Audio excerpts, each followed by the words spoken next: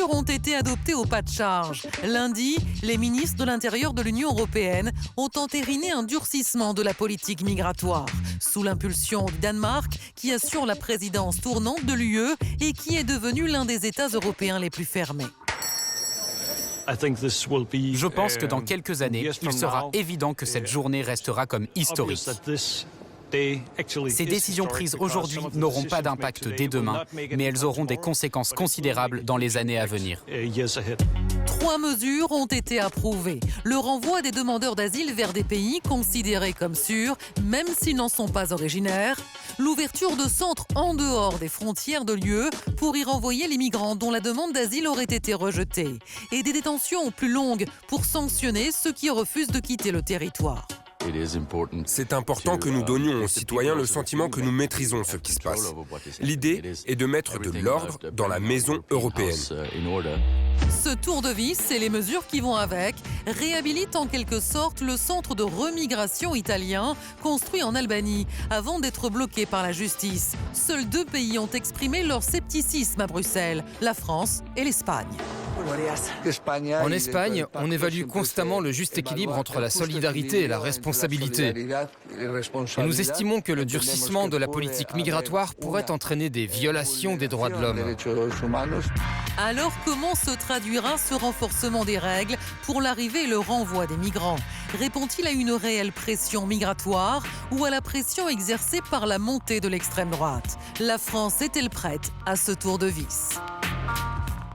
Nos 3 invités pour ce débat, Didier Lesky, bonsoir, directeur de l'Office français de l'immigration et de l'intégration. Selon vous, les textes auxquels les ministres de l'Intérieur des 27 ont donné leur feu vert lundi répondent à la question de l'immigration irrégulière. Cela s'inscrit dans un contexte où des pays comme l'Allemagne ou la Grèce ont déjà pris des mesures de durcissement. À côté de vous, Marie-Laure Basilien, bonsoir madame. Bonsoir. Professeure de droit public, membre de l'Institut Convergence Migration. Selon vous, ce tour de vis, dont la création des hubs de retour ne respecte pas le droit international des droits de l'homme, eh bien on renvoie à l'occasion de ce tour de vis des étrangers en situation irrégulière dans des pays où leur sécurité et leur liberté pourraient être menacées. Et à côté de vous, Yves Bertoncini, bonsoir. Bonsoir. Consultant et enseignant en affaires européennes, vous enseignez à l'ESCP Business School et au Corps des Mines. Selon vous, l'Union européenne se saisit de ces questions un peu tardivement, car la gestion des frontières relève de la compétence des États. La France a validé le compromis, mais avec pas mal de scepticisme. On y reviendra évidemment, mais pour vous, Marie-Laure Basilien, on a vu le commissaire européen évoquer un tournant et même un jour historique. C'est le cas ? Alors c'est politiquement, symboliquement, médiatiquement utile pour lui de dire que c'est un jour historique. En fait, la proposition de règlement retour, elle a été déposée en mars, elle remonte à 2018 et elle était déjà dans les tuyaux en 2016. Elle se raccroche au pacte européen sur la migration et l'asile qui a été adopté avec ses 9 instruments en mai 2024. D'accord. Donc, c'est dans une continuité, il n'y a pas de jour historique réellement. Très bien. Alors le mot du jour, Benjamin. Oui, avant-hier, les 27 pays et l'Union européenne ont ouvert la voie aux hubs de retour, autrement dit des centres qui se situent hors des frontières de l'Union européenne pour y envoyer les migrants dont la demande d'asile a été rejetée. On parle notamment de l'Albanie et du Kosovo. Alors cette mesure doit encore être validée par le Parlement européen en mars prochain. Yves Bertoncini, l'Union européenne a trouvé sa solution miracle pour traiter l'immigration avec ces hubs de retour? En tout cas, c'est ce que dit la Commission européenne, un élément de plus dans la boîte à outils qui est peut-être utilisé pour faire face à l'arrivée de migrants irrégulièrement sur notre sol. Le sujet de fond, c'est que quand les déboutés du droit d'asile le sont ou quand les migrants irréguliers économiques doivent repartir, il y a une exécution du taux de retour qui est de 25% seulement. Et donc, il y a l'idée de durcir. Alors d'abord, il y a d'autres éléments dans le compromis trouvé, durcir leur situation juridique, s'ils sont ici, allonger le nombre de jours de rétention, et puis en effet, soit de les faire réadmettre dans leur pays d'origine, soit s'ils ne veulent pas, eh bien, de les envoyer dans ces plateformes de retour, dans des pays tiers. C'est ça. Voilà. Sauf que ce n'est pas la première fois que cette idée flotte dans l'air et que jusqu'ici, opérationnellement, ça n'a pas vraiment fonctionné. Didier Lesky, l'Italie tente de le faire avec l'Albanie. Est-ce que c'est concluant ou pas? D'abord, je crois qu'il faut essayer d'avoir le contexte général. Depuis 10 ans, on a à peu près 10 millions de demandeurs d'asile qui sont rentrés dans l'Union européenne, avec un taux de protection qui varie en fonction des pays, mais qui ont généré en réalité des millions de personnes sans titre de séjour. En même temps, l'Europe, l'Union européenne, c'est un lieu où il y a une forte immigration régulière. Elle a augmenté de plus de 100%. C'est-à-dire des titres de séjour qui ont été donnés à des personnes pour qu'elles résident en Europe depuis 2015, depuis à peu près la même période qu'on a ces 10 millions de demandeurs d'asile. C'est par exemple l'année dernière plus de 3,5 millions de titres de séjour nouveaux qui ont été donnés à des personnes immigrées, c'est-à-dire qui viennent de pays tiers à l'Union pour vivre légalement dans l'Union européenne. Et le problème des États, c'est qu'à cette immigration régulière, qui fait qu'aujourd'hui, l'Union européenne, c'est 13% de la population qui est immigrée. Il faut comprendre que l'Asie, c'est moins de 3%, comme l'Amérique latine, du reste. Et donc, ça se rajoute et ça crée auprès des opinions publiques quelque chose qui n'apparaît pas comme normal, si vous voulez. Et d'autant plus que l'Union européenne, elle a des difficultés économiques. L'Union européenne, c'est un endroit où on peut traverser la frontière à peu près sans risque. Personne ne traverse la frontière de manière irrégulière en Chine. Marie-Laure Bazilien, ces hubs de retour, ça vous choque, le fait qu'on projette de les ouvrir? D'abord, on parle de migrants en situation irrégulière, donc il faudrait voir d'où vient cette irrégularité. Donc ce sont des demandeurs d'asile qui ont demandé la protection internationale dont elle a été rejetée. Donc là, on peut s'interroger aussi sur les variations de reconnaissance de cette protection internationale entre les États membres. Ce sont aussi des personnes qui avaient un permis de séjour qui n'a pas été renouvelé parce qu'on a des structures au niveau national qui fonctionnent de manière dégradée, ce qui font qu'ils vont rentrer dans l'irrégularité. Vous avez une fabrique par l'administration de l'irrégularité. Et donc ces personnes, on n'arrive pas nécessairement à les renvoyer dans leur pays d'origine pour 2 raisons.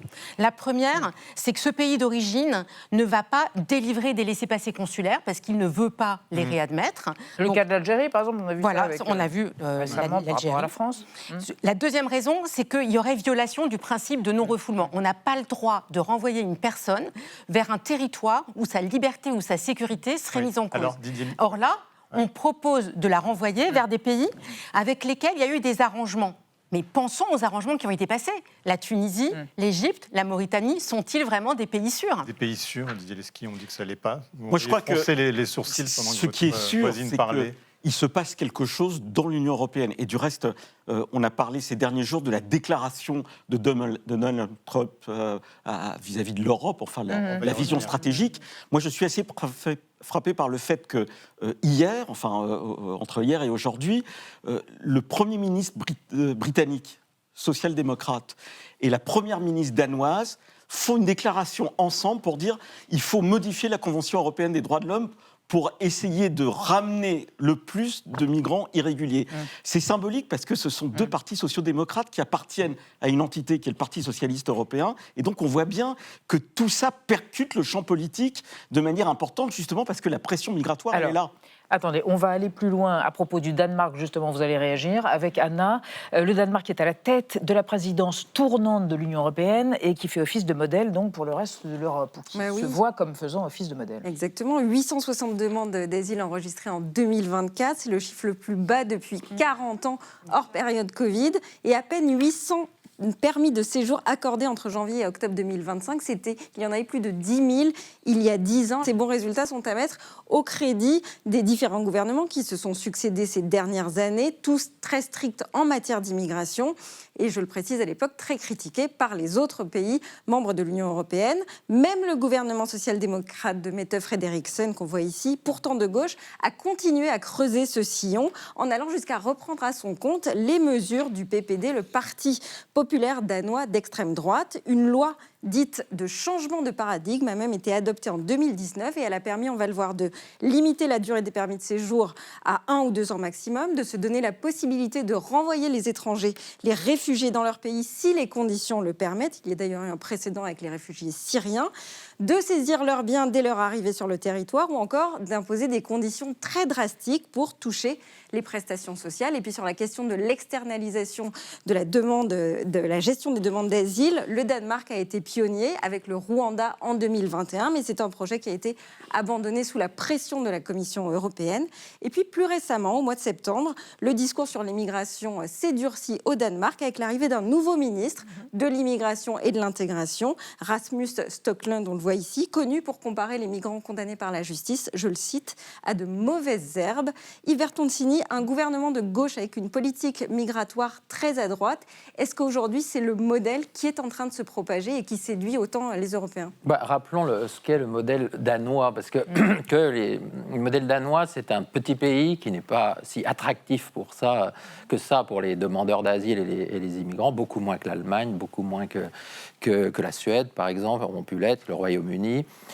C'est un pays qui a moins de 70 km de frontières terrestres à surveiller avec un seul voisin, l'Allemagne, puis 1 km et quelques avec le Canada. Donc en fait, c'est un pays dont les dirigeants peuvent, effectivement, puisqu'ils essayent de répondre à leur population, adopter des mesures aussi énergiques que ça. Voilà. Maintenant, raisonnons au niveau de l'Union européenne. C'est intéressant dans votre lancement d'avoir fait parler les représentants de l'Espagne, parce que vous voyez, l'Espagne est un pays qui a récemment accueilli pas mal d'immigrés, plutôt de manière légale, et qui s'en sort plutôt bien du point de vue économique, avec une croissance record. Et donc, moi, je ne crois pas qu'on puisse extrapoler le modèle danois à l'Union européenne dans son ensemble, même si, à l'occasion de la présidence danoise, c'était logique, ils ont poussé en avant un agenda qui était déjà là, avec des textes qui étaient déjà là, et qu'ils ont essayé de faire durcir des restrictions, mais qui, encore une fois, sont logiques, puisque quelqu'un qui ne doit pas rester sur notre sol a vocation à le quitter, et on en est à 25%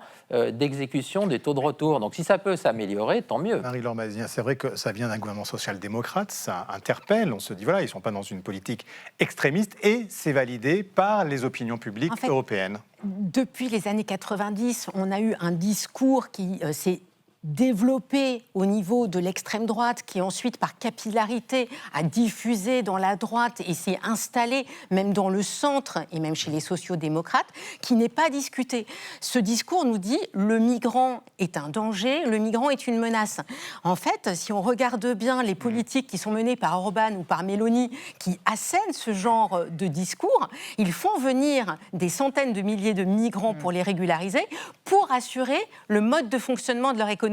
Donc, s'empêcher de reconnaître la mobilité comme un facteur de croissance ou comme un révélateur de croissance est une manière, en fait, de satisfaire des positions d'extrême droite qui ont été nourries par un discours lui-même nourri de ses idées. Est-ce que vous n'êtes pas d'accord avec ça ? Je crois que c'est un peu facile de dire cela. D'abord, c'est pas vrai que la gauche n'a jamais réfléchi sur la question de l'immigration, à tort ou à raison. C'est pas du tout ce que j'ai dit. Non, mais je vais le reprendre. À tort ou à raison, par exemple, on a beaucoup critiqué Georges Marchais dans les années, à la fin des années 70, en 1980, qui dit, alors qu'il y a du chômage, une crise économique, c'est peut-être pas judicieux de faire venir d'autres immigrés, alors que nous avons déjà chez nous des Français ou des immigrés qui sont au chômage, etc. On est dans une situation, pour un certain nombre de pays, comparable.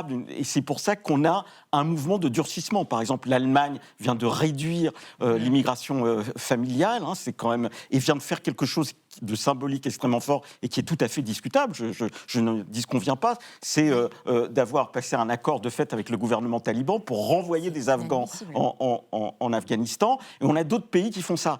L'Italie ne fait pas venir des centaines de milliers de travailleurs, puisqu'ils vont avoir un bilan en 2024 qui est inférieur au nombre de travailleurs intégrés. C'est le rapport qui vient de sortir de l'OCDE par rapport à 2023. Ils font moins 26% d'introduction de travailleurs. Donc la discussion, c'est pourquoi il se passe tout ça. Mais parce que l'Union européenne, elle accumule des difficultés, en particulier économiques. L'Allemagne... Et démographiques.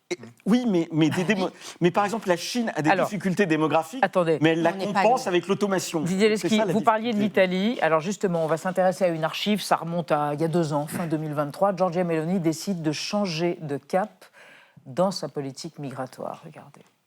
Pour prendre le pouvoir en Italie, Giorgia Meloni avait misé beaucoup sur son discours anti-immigration. Il laisse entrer des milliers de migrants pour que les hommes aillent vendre de la drogue et que les femmes se prostituent. Eh bien moi, j'ai une autre idée de la solidarité. À chaque meeting, la chef de l'extrême droite italienne promettait de bloquer l'arrivée des migrants clandestins. 1 an plus tard, son gouvernement autorise les quotas d'immigration légale les plus importants depuis 12 ans. Dans l'agriculture, la restauration ou encore la pêche, 452 000 permis vont être accordés à des travailleurs étrangers entre 2023 et 2025. C'était une demande urgente des patrons italiens dans les secteurs en tension. Le pays vieillit, il ne trouve plus de main-d'œuvre. Yves Bertoncini, c'est le principe de l'immigration choisie, c'est ça qui est en train de s'imposer en Europe ? C'est le principe que les Européens appliquent parce que nous sommes en repli démographique, en vieillissement, qu'il faut financer les systèmes de retraite, qu'il y a plein de secteurs qui sont en tension, donc comme on choisit dit. nos immigrés. Donc, c'est l'Europe qui est en train de faire Italie, en Hongrie aussi, M. Orban n'accepte pas de demandeurs d'asile, mais il fait venir de très nombreux Asiatiques, notamment pour des usines en Hongrie, qu'il appelle des travailleurs invités. Donc c'est la réalité du choix que les Européens doivent faire, compte tenu de leur évolution démographique en particulier, de leurs besoins économiques, même si ça suscite une anxiété culturelle, une anxiété identitaire, parce que nous rétrécissons. Je voudrais quand même ajouter que les pays d'extrême droite, M. Orban est typique de cette démarche, sont dans une logique nationaliste de repli avec des accommodements, puisqu'ils font venir des travailleurs invités, que ce qui est à l'œuvre aujourd'hui en Europe, c'est une logique de droite, tout simplement. C'est-à-dire que les gouvernements sont assez largement à droite aujourd'hui, la Commission européenne est à droite, le Parlement européen est plutôt à droite, et que donc il y a un durcissement qui est aussi lié. Et ce n'est pas une logique d'extrême droite, parce que la logique d'extrême droite, ça serait repli nationaliste. Pas de solidarité entre les pays. Or, c'est ce qui est proposé. On verra si M. Orban accepte la solidarité de Mme Meloni. Là, ils sont 27 à avoir signé. Hein. Oui, absolument. Pardon, mais ce qui se passe là, Marie-Laure Bazilien, est-ce que ce n'est pas la conséquence du choix dans les urnes des électeurs européens aux dernières européennes ? C'est-à-dire, voilà la politique d'immigration qu'on veut. Alors, le projet de règlement retour, il était antérieur à 2018. Le pacte asile-immigration. Voilà, le pacte asile-immigration, il a trouvé un terreau très fertile pour pouvoir être mis en œuvre. En même temps, aux élections de 2024, ceux qui étaient des groupes les plus à droite se sont vraiment alarmés du fait que le pacte n'était pas assez restrictif.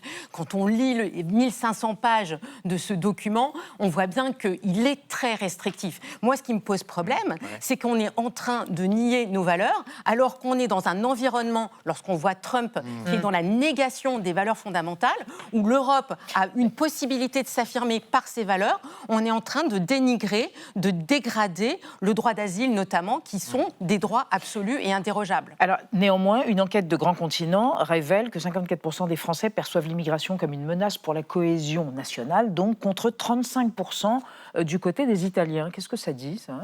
D'abord, il faut voir que les Italiens sont effectivement dans une politique d'immigration choisie, c'est-à-dire que non seulement ils n'ont pas rempli leur quota de 420 000 comme ils l'avaient annoncé, mais par exemple leur première immigration, ce sont des Roumains, ils ont des accords sur des Asiatiques. En réalité, tout le monde veut choisir son immigration en fonction de ses besoins économiques. Est-ce que ça nie nos principes, comme le disait Marie-Laure Bazilien ? Est-ce que ça nie nos ce principes ? qui renierait nos principes, c'est de ne pas protéger ceux qui ont un besoin de protection. Voilà. Et dès lors qu'on a des instances indépendantes qui examinent les dossiers et qui décident qu'une personne n'a pas un besoin de protection, eh bien, à ce moment-là, il est normal qu'elle retourne dans son pays d'origine. Et c'est ça qui, aujourd'hui, n'est pas compris par les populations. C'est pourquoi elles ne retournent pas dans leur pays d'origine dès lors qu'elles ne relèvent pas d'un besoin de protection. Mais si c'était si facile, on l'aurait fait depuis assez longtemps. Ouais. Et donc, on verra bien si ce nouvel outil, les plateformes de retour, rendent le taux de retour un peu plus important. Mais je veux redire qu'il faut une logique européenne, parce que ce qui a aussi été décidé, c'est que pour les pays qui sont en difficulté, parce qu'il y a une pression migratoire dans 4 pays, la Commission le reconnaît, mais c'est les pays méridionaux. Du Sud. Voilà, du Sud. Et à ce moment-là, environ un peu plus de 20 000 demandeurs d'asile pourront être répartis dans les autres pays, y compris la France. Mais est-ce que, par exemple, M. Orban acceptera ça ? Deuxième chose, il faut une logique européenne vis-à-vis des pays de transit ou des pays d'origine, parce que ce n'est pas pays par pays qu'on va aller négocier. L'Union européenne a des outils. On peut par exemple dire, vous allez réadmettre. Il est beaucoup plus facile de négocier avec le Maroc quand vous êtes l'Union européenne qu'un accord douanier avec le Maroc en disant vous reprenez vos nationaux et puis nous, on est sympa avec vous du point de vue des accords commerciaux que quand on est au niveau seulement national. Et donc il faut une logique européenne à un problème qui est européen, sachant que les demandeurs d'asile ne viennent pas en Grèce ou en Italie, ils viennent en Europe. C'est ça que les Européens essaient de mettre en place. Mais ce qui bloque depuis longtemps, c'est les résistances nationales, voire nationalistes. Oui, mais on en a parlé un petit peu tout à l'heure. Il y a quand même ces centres en Albanie qui existent et on peut quand même constater, a priori, que ça n'est pas un succès. Non, mais les demandeurs d'asile, en fait, on croit qu'on peut les instrumentaliser. L'immigration choisie, moi, ce que j'ai appris sur toutes ces années, c'est que c'est souvent eux qui choisissent où ils veulent aller. Que d'ailleurs, souvent, ils vont rejoindre des membres de leur famille ou des proches. C'est une diaspora qui viennent plutôt pour travailler. Toute la mythologie selon laquelle ils viennent prendre nos aides sociales est très largement exagérée. De même, je le dis, de même que l'idée, et les Européens viennent de le rappeler, que la France subit une pression migratoire maximale. Alors, la France n'a pas du tout été classifiée dans les pays qui subissent en Europe une pression migratoire maximale. Vous parliez tout à l'heure de Donald Trump, il a fait de la lutte, on le sait, contre l'immigration l'une de ses priorités. Il espère convertir les Européens. Écoutez, c'était hier lors d'un meeting en Pennsylvanie. A lot of bad things are happening to Europe. You know that their immigration policies are so bad. It's so bad. They're destroying our beautiful Europe. I love Europe. They're destroying Europe, then they better do something. I'll give them just some free advice. I'm focused here, but I give them free advice. They better be careful because immigration and energy are going to destroy Europe. Didier Lesky, est-ce qu'on est en train de suivre son conseil gratuit? C'est ce que disent les contempteurs de la politique d'immigration européenne. Je crois que l'exemple des États-Unis nous dit la chose suivante, c'est que si on n'arrive pas à maîtriser l'immigration irrégulière alors qu'on a une forte immigration régulière, on finit avec des murs. Si l'Europe ne veut pas terminer avec des murs, c'est-à-dire si elle veut continuer à avoir une immigration régulière, et parce qu'il y a des liens familiaux, des liens historiques entre des populations, il faut qu'elle arrive à maîtriser sa frontière, c'est-à-dire à renvoyer ceux qui ne relèvent pas d'un droit au séjour en France. Et c'est ça qui est en jeu dans l'ensemble des pays européens. Et effectivement, c'est un problème européen. Les Européens avancent. Et ce qui est, à mon avis, symbolique, c'est que c'est à partir du Danemark, des sociodémocrates qui ont fait reculer l'extrême droite et qui en même temps restent des sociodémocrates. Alors, ceci dit, quand même, au niveau de l'Union européenne, on a une chute des arrivées de migrants en situation irrégulière. 20%. Moins 40% il y a 2 ans, moins 30% l'année dernière, moins de 250 000 personnes qui arrivent pour un continent de 450 millions d'habitants.